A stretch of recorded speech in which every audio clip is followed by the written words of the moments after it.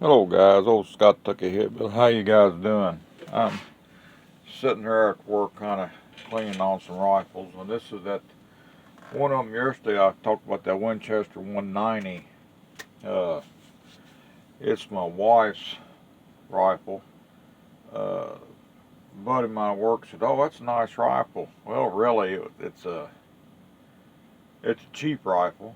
When it was made, it wasn't a higher end rifle. I mean, it's got a plain Jane, probably a birch stock on it, no checkering. Uh, Fore end here is a little loose. There's a square block uh, right here, plastic, that holds this on with the tube and stuff the way it fits on her. To take it off, of course, you got to take your end stock off here, and then got to take your tube out, and then this here will slide off, and then you got a plastic piece here on your sight. What I was going to get at on these rifles, some guys, the accuracy loses them after a while. I had one like this. Mine was a Ted Williams Model 3A, sold by Sears, of course. Winchester made it. They made a 190, and I'm thinking maybe a 191 might have been the Magnum. I can't remember. I know they had a 190.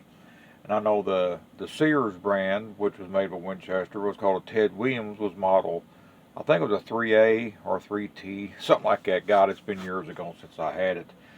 My daddy gave it to me when he had some crap from Sears. Hell, he even had a damn Ted Williams boat he bought from Sears and Roebuck in 64, 65, like a 12 or 14 foot aluminum V-bottom boat, and had a, believe it or not, a damn little, I think it was a 5-horse Ted Williams motor. Looked like it was made by Evinrude.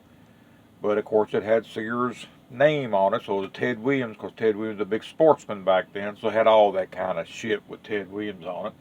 But anyway, this is what this rifle was, and what I'm getting at, on the barrels right here, when you take it all off, it's got what I call like maybe a spanner, or maybe like, looked like kind of like a castle nut on the back of these damn ARs.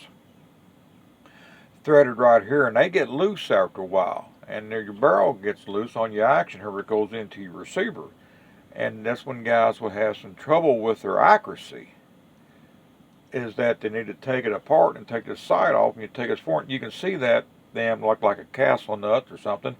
And I've had a problem with this one years ago, before I had an AR, and I took my little chisel and a hammer, put in a vise, and tapped it over where I got it, tightened that nut up again to tighten this barrel up. The accuracy came back. So otherwise, that's been a good shooting little rifle. It's got a funky trigger on it. A lot of people hate the triggers. I'm not going to dry fire it, but it's got a lot of take up right there.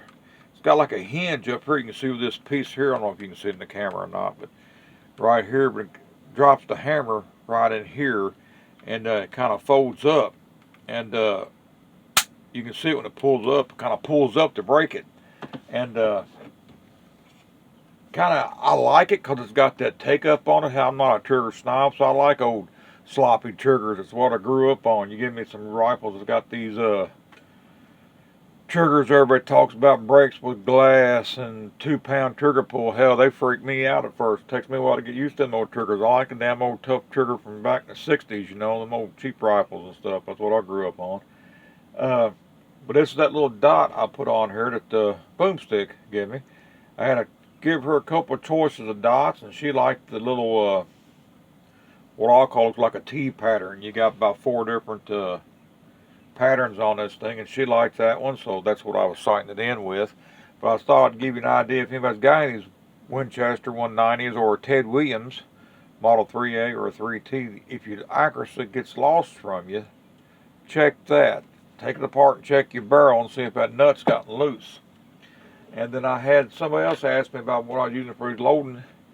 I got these off of, I've seen them on Henry's site, but I didn't buy them from them because they were sold out. And I think I found these off of Amazon years back.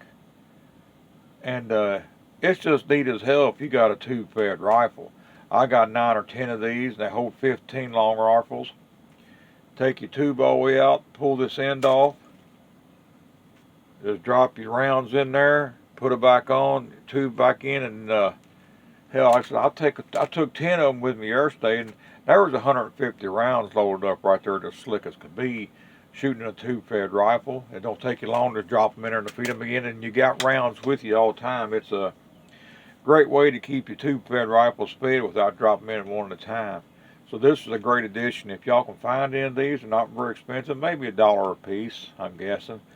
Maybe a little more if you can find them, maybe $1.25. But I think it's well worth it, guys. And that's about it on this old model Winchester 190. If any of you guys can find one, I think they're great old rifles. Of course, aluminum receiver. It's just dovetailed up top here for your optic. Cross bolt safety. Just nothing fancy on it. One pin to pull out, and then your action pulls out from the bottom.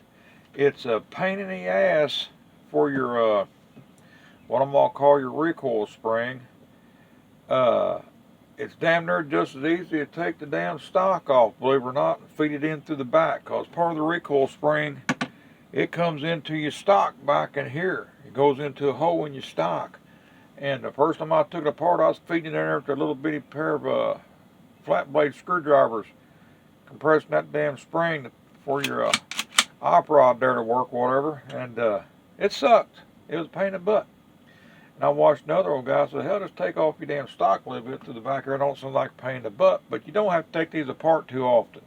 Not like other ones, you know, hell, they'll shoot dirty as long as it still runs and the bolt open and close to clean the bore out. That's what I'm fixing to do with this one.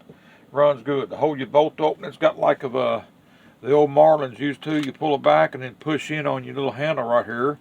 It holds your bolt open. Then just pull it out and drops your bolt closed. That's about all I got. This one here was made, I thought it was in 69. This one here was made, I'm thinking, in 70, maybe 71. And this one here will shoot long or long rifle. It won't cycle as shorts, of course, but that's back when you used to be able to get longs. But it is a Winchester, model 190, New Haven, Connecticut. And serial number here on the bottom.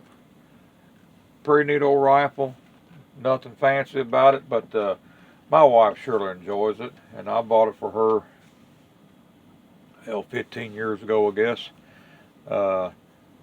And I didn't know, first I thought it was a Ted Williams, I think, because I had the Ted Williams the same damn time. I just shot mine out.